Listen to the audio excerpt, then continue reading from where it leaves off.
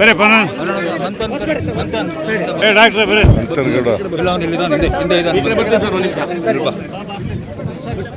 ಹೇಳ್ರಿ ಏನಾದ್ರು ಕೇಳಾಗಿದ್ರೆ ಕೇಳಿ.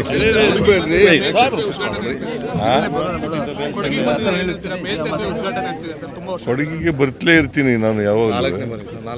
Kodagu is A part of Karnataka.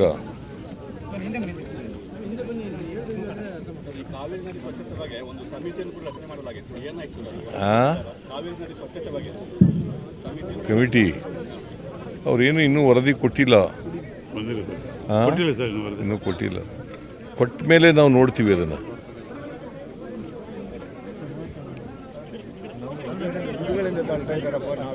Sir 9 ವರ್ಷಗಳ ನಂತರ ಮೇಲ್ಸೇತುವೆ ಉದ್ಘಾಟನೆ ಆಗ್ತಾ ಇದೆ. ಹಲವು ವರ್ಷಗಳ ನಂತರ ಮೇಲ್ಸೇತುವೆ ಉದ್ಘಾಟನೆ ಆಗ್ತಾ ಇದೆ. ಇಲ್ಲ, ನಾವು ನಮ್ಮ ಕಾಲದಲ್ಲೇ ಇದು ಶುರುವಾದದ್ದು ಪ್ರಾರಂಭ.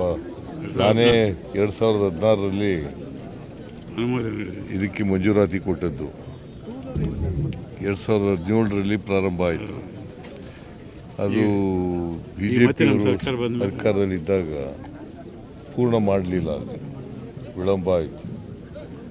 ನಾವು ಬಂದ ಮೇಲೆ ಅದಕ್ಕೆ ಬೇಕಾದಂಥ ಹಣ ಕೊಟ್ಟು ಶೀಘ್ರಗತಿಯಲ್ಲಿ ಮುಗಿಸಿದ್ದೀವಿ. ಸರಿ, ಕೊಡಗಿನಲ್ಲಿ ಸರ್ CND ಭೂಮಿ ಮತ್ತು ಸೆಕ್ಷನ್ 4 ಅಧಿಸೂಚಿತ ಜಾಗನ ಮೀಸಲು ಅರಣ್ಯ ಮಾಡಬೇಕನ್ನೋ ಪ್ರಸ್ತಾಪ ಸರ್, ಅದಕ್ಕೆ ವ್ಯಾಪಕ ವಿರೋಧ ಕೊಡಗಿನ ರೈತರಿಂದ ವ್ಯಕ್ತವಾಗ್ತಾ ಇದೆ ಸರ್. ಅದ್ರ ಬಗ್ಗೆ ಏನು ವಿರೋಧ ಮಾಡ್ತಾ ಇದ್ದಾರೆ? CND ಭೂಮಿ ಮತ್ತು ಸೆಕ್ಷನ್ 4 ಅಧಿಸೂಚಿತ ಜಾಗಗಳನ್ನ ಮೀಸಲು ಅರಣ್ಯವಾಗಿ ಕನ್ವರ್ಟ್ ಮಾಡ್ತಾರೆ, ಅದ್ರ ಸಂಬಂಧ ಪ್ರಕ್ರಿಯೆಗಳು ನಡೀತಿದೆ ಸರ್. ನಾನು ನೋಡ್ತೀನಿ ಅದನ್ನು ಸರ್. ಅದೊಂದು ಕಮಿಟಿ ರಚನೆ ಮಾಡ್ತೀರಾ ಅಂತ ತೀರ್ಮಾನ ಮಾಡೋರು ಸರ್ ಸದನದಲ್ಲಿ. ನೋಡ್ತೀನಿ. ಅದಾದ್ಮೇಲೆ ಕಮಿಟಿ ಮಾಡಾದ್ಮೇಲೆ ತೀರ್ಮಾನ ಮಾಡ್ತೀರಾ? ಸಮಿತಿ ರಚನೆ ಮಾಡ್ತೀರಾ ಸರ್ ಅದ್ರ ಬಗ್ಗೆ? ಅಲ್ಲ, ಕಮಿಟಿ ಮಾಡಬೇಕಾಗುತ್ತೆ. ಅದರ ಆಗು ಹೋಗುಗಳ ಬಗ್ಗೆ ಕಮಿಟಿ ರಚನೆ ಮಾಡಿ ಅದು ಕಮಿಟಿಯವರು ಪರಿಶೀಲನೆ ಮಾಡಿ ವರದಿ ಕೊಟ್ಟ ಮೇಲೆ the government to look into it. ಸರ್ಕಾರಿ ಭೂಮಿ ಭೂಗುತ್ತಿಗೆಯನ್ನು ಕೊಡ್ತಿರೋದಕ್ಕೆ ಸಂಬಂಧಪಟ್ಟಾಗಿ ಜಿಲ್ಲೆಯಲ್ಲಿ ವ್ಯಾಪಕವಾದ ವಿರೋಧ ವ್ಯಕ್ತ ಆಗಿದೆ. ಏನು ಸರ್ಕಾರಿ ಭೂಮಿ ಕೊಟ್ಟರೆ ಯಾಕೆ ವಿರೋಧ?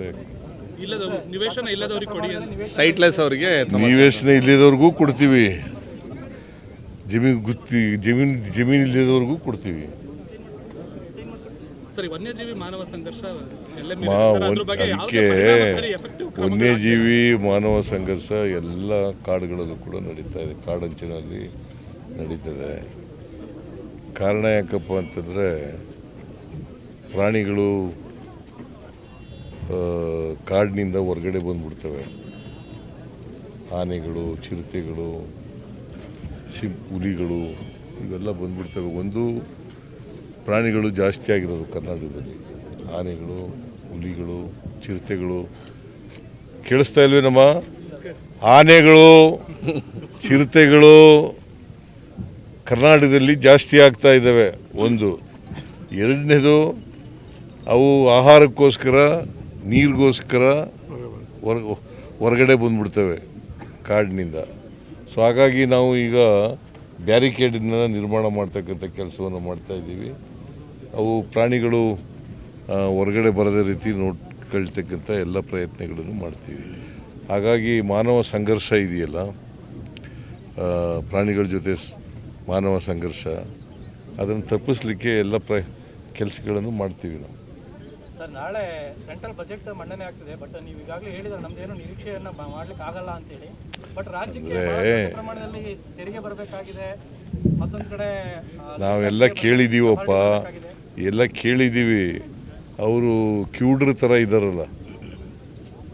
ಈಗ ನಾವು ದಿಲ್ಲಿಗೆ ಹೋಗಿ ಮಾಡೋದು, ನಮಗೆ ಡೆವಲ್ಯೂಷನ್ ಆಫ್ ಟ್ಯಾಕ್ಸಸ್ನಲ್ಲಿ ಕಡಿಮೆ ಬರ್ತಾ ಇದೆ, ನಮಗೆ ಸೆಂಟ್ರಲಿ ಸ್ಪಾನ್ಸರ್ಡ್ ಸ್ಕೀಮಲ್ಲಿ ಕಡಿಮೆ ಮಾಡ್ತಾ ಇದ್ದೀರಿ, ನಮಗೆ ಗ್ರ್ಯಾಂಟ್ಸ್ ಏನೂ ಕೊಡ್ತಾ ಇಲ್ಲ ಅಂಥೇಳಿ ಹೋಗಿ ಸೆಂಟ್ರಲ್ ಗೌರ್ಮೆಂಟು ಡೆಲ್ಲಿನಲ್ಲಿ ಹೋಗಿ ಪ್ರತಿಭಟನೆಯನ್ನು ಮಾಡೋದು. ನಾವು ಎಲ್ಲ MLAಗಳು, MP ಗಳು ಎಲ್ಲರೂ ಹೋಗಿ ಮಾಡೋದು, ಮಂತ್ರಿಗಳು ಎಲ್ಲ ಹೋಗಿ ಮಾಡೋದು.